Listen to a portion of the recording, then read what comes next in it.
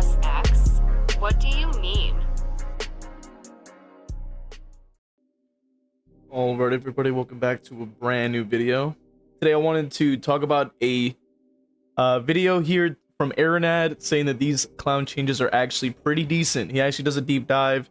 I will link it in the description so you can watch the original, but I wanted to quickly talk about a snippet from this video and kind of just talk about my thoughts on it, because they're I would consider Arinad probably one of the sort of most important, I would say, clown players in the community, because he not only wrote a guide for it, but also it is a 200-page guide, and also he shows how clown can really be played, and not just the usual just kind of toss and go with a lot of the way that the vast majority of clown players unfortunately kind of partake in. And to me, I consider Arinad's playstyle the golden standard for how a killer can be played, and the depth that killers can have, especially to even be able to have 200 pages worth of things to say about a killer already can tell you a lot about the killer side, and it can tell you a lot about what clown could be. And it is a disservice, in my opinion, to play clown in such a one-note, mindless way, you know what I mean? So let's get into it. It is quite of a long video, but I just want to quickly get the snippet out here. So what I have here are a list of 3 developer objectives that I believe were in the mind of behavior with regard to changing clown in the live patch, and what they were looking to accomplish.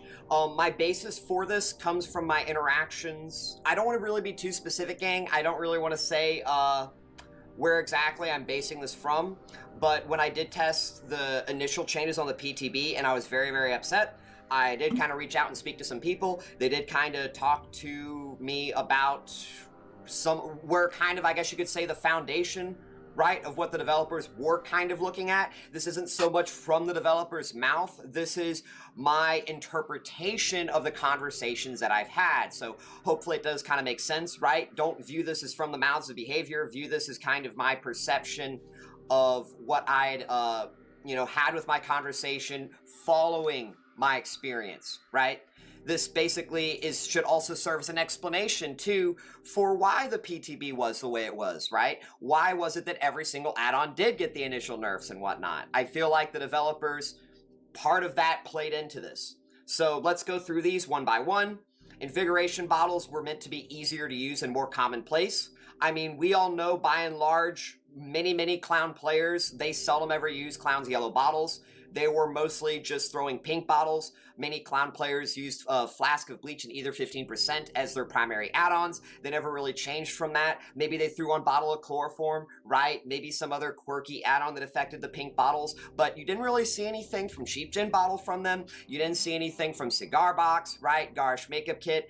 And what's funny about this too is I've even, in my own personal experience watching people play clown, I've had some fun times literally giving them yellow bottle add-ons only for them to just not use the yellow bottles. So even though the yellow bottles were good, even though they were viable, even though they were necessary and integral and core to how clown functioned pre-PTB when it came to having stronger chases, right? You can lead a horse to water, but if they don't see the pond, how are they going to drink? You know, and that's basically the problem. I'm sure they know that the yellow bottles potentially are good, even though if a lot of people initially did cope and say they weren't as their justification for never bothering to, learn to play clown in the first place, but I digress. The main point is that at the end of the day, you got to get people using clown's yellow bottles. So that was the first main objective. You've got to make the yellow bottles easier to use, and it's more commonplace when it comes to how people are both playing clown and the user experience going against it, right? When a clown player is only using their pink bottles, it is obviously going to be a different experience if they are using their yellow bottles. And this is also similarly vice versa. If they are only using their yellow bottles, which is its own problem people have been talking about and we will also get into, right? But that was the first main goal. They want to get the yellow bottles to be more commonly used by the clown player base. So I've given the context that I wanted to include from Arinad's video, and I'm probably going to include a little bit more as well, but obviously the main takeaway that you want to really get from here is the fact that is this idea that I want to point out from, I don't know if this is like considered a philosophy or anything like that, but it's the path of least resistance, right? That is what people gravitate to. regardless of what it is, it could be anything in life, but obviously we're going to apply it to DBD. The path of least resistance is one of the most consistent things that we're going to see with people in general.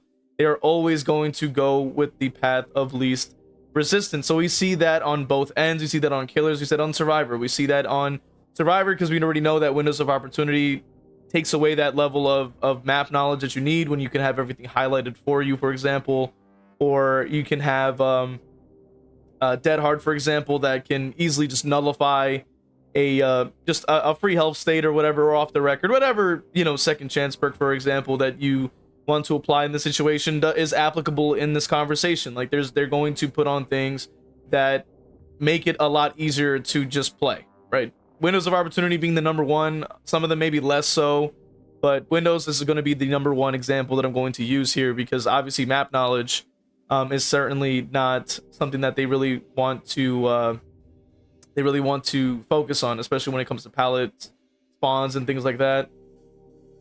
And you can even argue, like, even map offerings back in the day, like they would constantly just send themselves to the same exact maps because they didn't want to learn anything new, stuff like that. This applies to killers as well. And I actually had sort of when I had dropped my perkless killer video, it did actually point out that the vast majority of the killer enjoyers, I guess, are either too afraid to go perkless, right? They're too afraid to actually take the plunge and take the challenge to actually try to improve themselves and to kind of see where they're flawed in their ways that they play. And I would honestly argue that, you know, that a lot of which, as you guys know, I play mainly killer, but I would honestly argue that, you know, a lot of my killer enjoyers, man, you know, a lot of respect goes out to my killer enjoyers. I'm a killer enjoyer myself, right?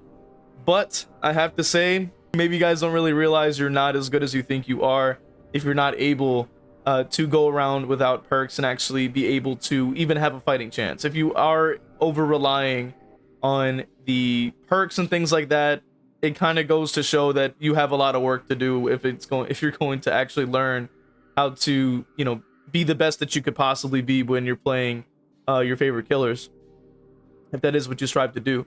Now, with that also being said, this ties into what I wanted to talk about with the clown changes, because I felt that the clown changes were a complete mistake. As you guys know, I have actually spoken about it in the past as well. Now, obviously, we know that Arinad, I would consider as like one of the most important players when it comes down to anybody who plays clown. I would say they should be going to Arinad. Like, I would consider Arinad to be like the definitive clown main that comes to mind, and every time I think of clown, because of the way that he plays clown, the way that he can, you know, come up with a full 200-page guide to explain how to play clown, right, in the most effective way possible. Now, unfortunately, as it ties back into the path of least resistance, the vast majority of the clown players are not doing that. They're not going to be using the full kit. They just were using pinks before, and now with the current patch, they're just going to be using yellows. And it is honestly a shame, to say the least, because like the character has so much depth and so much things that you can do, and the fact that that Arinad is even capable of writing a guide that long goes to show that the character is deceptively deep, like deceptively has a bunch of depth and things to learn. And it's just a damn shame that as the killer players are like that are just not trying to do that. Like, they don't want to learn any of that. They, as Arinad had said, like they didn't even care to bother to learn the characters. Like, they would just sit there and just spam, you know, whichever one bottle. And behavior is trying to incentivize more people to expand out and play a bit more like Arinad, in a sense, right? Because they want the clown players to use a variety and actually learn how to play their character in a more, you know, actual like with actual brain power, instead of just tossing down a yellow and holding forward, you know what I mean?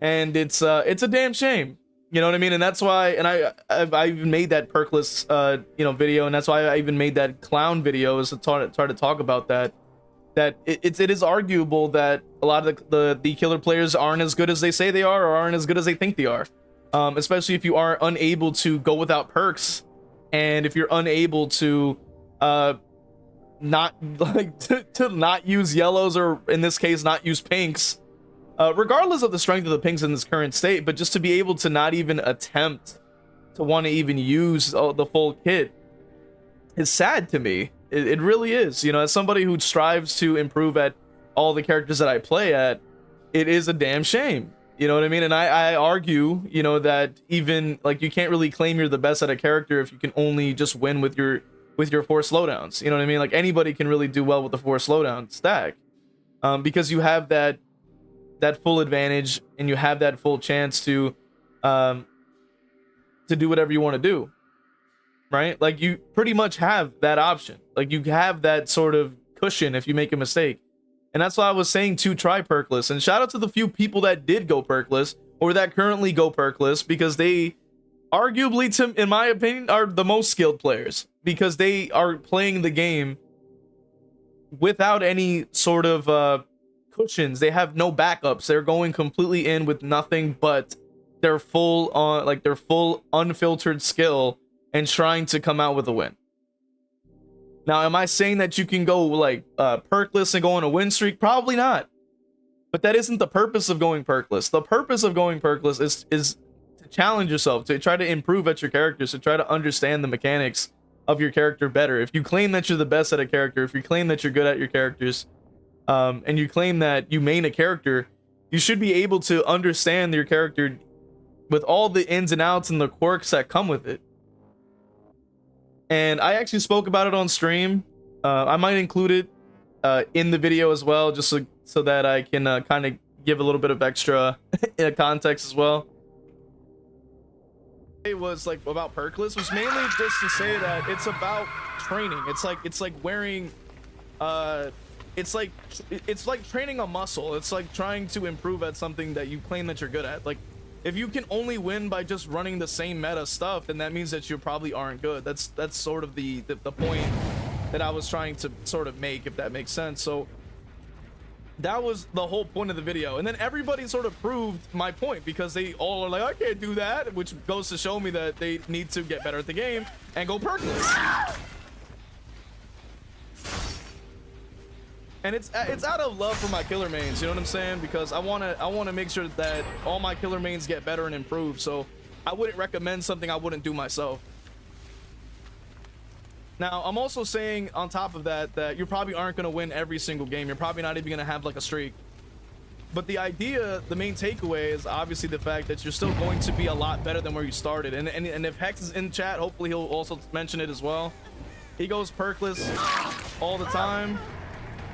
He talks about it as well. He says that it's like it's the best way to show your skill, man. Because if you're only going to be relying on meta all day long, then that probably means that you aren't as good as you think you are. So that is sort of the point that I was trying to kind of point out, if that makes any sense, obviously. And that's mainly the goal of, you know, what I've been trying to kind of convey. Because, you know, I want to talk about different topics. And that has been on my mind, really, when it came down to the perkless discussion, but also coming down to the clown changes, is we can basically understand that Arinad plays clown in probably one of the most effective and interesting ways to play him. And he has forged a way to play clown for himself that he's found to be the most fun way to play clown, the most interesting way to play clown. And it's literally making clown a chase monster by just using all of the kit and being able to, you know, go against like tough survivors. And they themselves have said that they enjoy that experience, because it requires them to really get into their noggins and really think like, how can I counter these tiles, and try to basically test their knowledge, you know, test their mettle, if that makes any sense, to see if they're actually good at looping, you know what I mean? And it's great to see that there's two great players going head to head in a chase like that. That to me is what makes the game interesting, and that to me is what the game, in my opinion, should be about. But obviously, you know, the vast majority of the player base is very hyper casual, and we see that even on Survivor and on Killer side, respectively, as we can imagine, because, you know, we even see that with characters that are even being selected. And I would even imagine that even the killers of choice, right? Like, people want to have like easier games, obviously, and we can consider the choice of going with the highest tiers, right? We want to see, we usually are seeing Kanekis and Blights and Weskers and things like that, because obviously that is also, you know, much easier to go around the map and is overall just more fun. But this is not for those people that, you know, are just more casual players, or that want to, you know, have a good match at the end of the day after like a long shift or whatever have you. You know, because there are people that do get on DBD to just enjoy it, you know, just to relax and things like that. There are people that do that. This is not necessarily for those people, but this is for those people that do claim that they claim to be as the, you know, the best they can be at their characters. And I'm just saying, right? Like, you can't always claim that it's just like the Survivor end that is the most casual, while also simultaneously constantly just running the force slowdown. Now, I've also heard about, you know, the Survivor side already being overtuned as it is, and it seems you know, unnecessary or even unfair to limit yourself in that sense. But once again, I do argue that you know, Killer has always been the more skill focused side regardless. So I don't really imagine that it's any different now, if you ask me. I think that it is completely the same, if not more so. And you're like, just by trying to, you know, give yourself a training arc, I think only will just make you even better at the game. And I think, you know, even in general, just challenging yourself is the only way that you're going to be able to improve at anything in life. So, you know, that's mainly what I wanted to talk about today. Kind of a little bit of an unscripted rant, I guess you could say, to some extent. Just wanted to talk about the topic because you know, I got respect for Arinad, especially as a clown player and as a killer player, to be able to want to help people improve at clown and to show people that there is a much more in-depth way to play the character than besides just slapping on a bottle and calling it a day. Like, to be able to understand placements and momentum and things like that, and to even look at clown to be even at the scope of like a character, even that Singularity, for example, that was considered a very complicated killer to understand. I have to say that is incredible and it's fascinating. So let me know what you think in the comments, man. Enough yapping for me. Support the channel with the links in the description. If you want to watch the original video from Arinad, it is linked there in the description. You also have ways to support the channel. Consider watching the other videos, following on TikTok and Twitch. I'll see you guys in the next one.